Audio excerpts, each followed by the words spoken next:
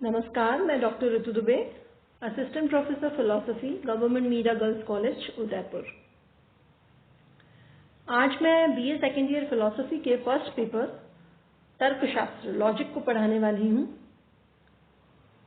Logic से संबंधित मेरा जो इससे पहले का वीडियो था उसमें मैंने बात की थी कि तर्कशास्त्र क्या है, तर्क वाक्य और युक्ति क्या है।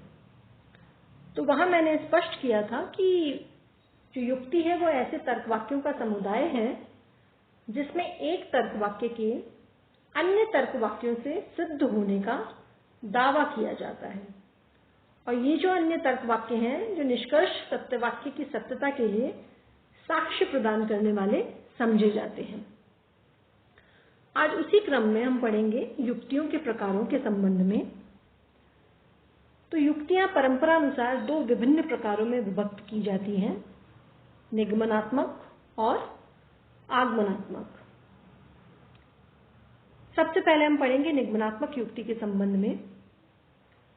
यद्यपि प्रत्येक युक्ति यह दावा करती है कि इसके आधार वाक्य निष्कर्ष की सत्यता के लिए साक्ष्य प्रदान करते हैं, फिर भी केवल निगमनात्मक युक्ति यह दावा करती है कि इसके आधार वाक्य निश्चायक साक्ष्य प्रदान करते हैं। जो विशेष बात है कि निश्चायक साक्ष्य।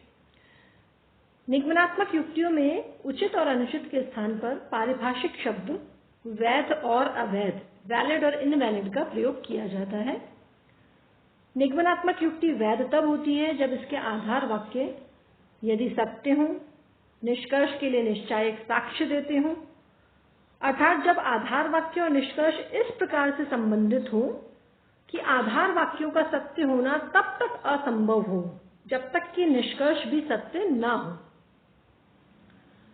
प्रत्येक निगमनात्मक युक्ति या तो वैध होती है या अवैध, और निगमनात्मक तर्कशास्त्र का कार्य है कि वो वैध युक्ति के आधार वाक्य और निष्कर्ष के बीच के संबंध को स्पष्ट करे, जिससे कि वैध और अवैध युक्ति को अलग किया जा सके। इसके विपरीत आगमनात्मक युक्ति ये दावा नहीं करती कि इसके आधार वाक्य निष्कर्ष की सत्यता के लिए निश्चायक साक्ष्य प्रदान करते हैं। इसलिए आगमनात्मक युक्ति उस अर्थ में ना तो वैध होती है ना अवैध, जिस अर्थ में इन शब्दों का प्रयोग निगमनात्मक युक्तियों के बारे में होता है। आगमनात्मक युक्ति का मूल्यांकन तो संभाव्यता की मात्रा के अनुसार अच्छी या खराब, या यूं कहूं उचित या अनुचित के रूप में किया जा सकता है, जिसे आधार वाक्य अपने निष्कर्ष में आरोपित करते हैं। यानी कि आगमनात्मक युक्तियां वो युक्तियां हैं जो ये प्रदर्शित नहीं करती कि उनका निष्कर्ष आवश्यक रूप से उनके आधार वाक्यों से ही निकलता है। वे तो केवल ये बताती हैं कि वे संभाव्य हैं या संभाव्य रूप से सत्य हैं। दरअसल निगमनात्मक युक्तियों का मौलिक सिद्धांत है कि निष्कर्ष अपने आधार वाक्यों से अधिक व्यापक नहीं हो सकता।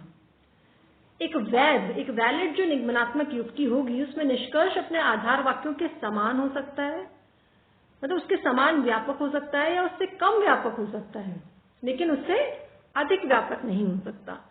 दूसरी ओर एक सही आगमनात्मक युक्ति में निष्कर्ष अधिक, कम या समान रूप से व्यापक हो सकता है।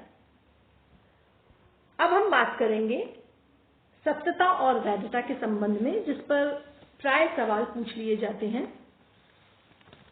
तो सत्यता और वैधता का संबंध किससे है? सत्यता और असत्यता से तर्क वाक्यों का वर्णन किया जा सकता है, ना कि युक्तियों का। अर्थात तर्क वाक्य सत्य या असत्य होते हैं, जबकि वैधता और अवैधता के गुण केवल निगमनात्मक युक्तियों में ही पाए जा सकते हैं, तर्क वाक्यों में नहीं। अगर संक्षेप में कहूं तो तर्क वाक्य सत्य या असत्य होते हैं और निगमनात्मक युक्तियां वैध या अवैध होती है। इसलिए सत्यता और वैधता इन शब्दों के इस्तेमाल में सावधानी रखने की आवश्यकता है।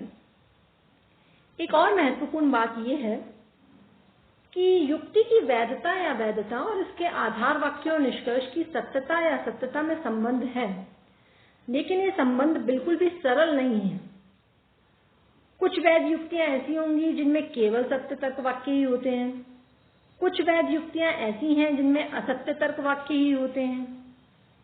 दूसरे शब्दों में युक्तियां असत्य निष्कर्ष के साथ भी वैध होती हैं ध्यान रखिए, असत्य निष्कर्ष के साथ भी वैध होती हैं, ठीक उसी प्रकार सत्य निष्कर्ष के साथ अवैध युक्तियां भी होती हैं। अतः निष्कर्ष की सत्यता या असत्यता से युक्ति की वैधता या अवैधता का निर्णय नहीं होता और युक्ति की वैधता भी निष्कर्ष की सत्यता का दावा नहीं करती। बहुत सी पूर्णतः वैध युक्तियों के निष्कर्ष असत्य होते हैं। बस नियम यह है कि ऐसी हर युक्ति का कम से कम एक आधार वाक्य अवश्य असत्य होगा। मैं एक बार फिर दोहराती हूं कि बहुत सी जो वैध युक्तियां हैं उनके निष्कर्ष असत्य होते हैं, लेकिन नियम ये है कि ऐसी हर युक्ति का कम से कम एक आधार वाक्य अवश्य असत्य होगा। संक्षेप में, ऐसी कोई युक्ति जिसके आधार वाक्य तो सत्य हैं और निष्कर्ष असत्य, वो कतई वैध नहीं हो सकती। क्यों? क्योंकि यह संभव है कि किसी वैध युक्ति के आधार वाक्य तो सत्य हों और निष्कर्ष असत्य हो। और ऐसा इसलिए, जैसा कि मैंने आपको पहले कहा, कि निगमनात्मक युक्तियों का मौलिक सिद्धांत है कि निष्कर्ष अपने आधार वाक्यों से अधिक व्यापक नहीं हो सकता। धन्यवाद।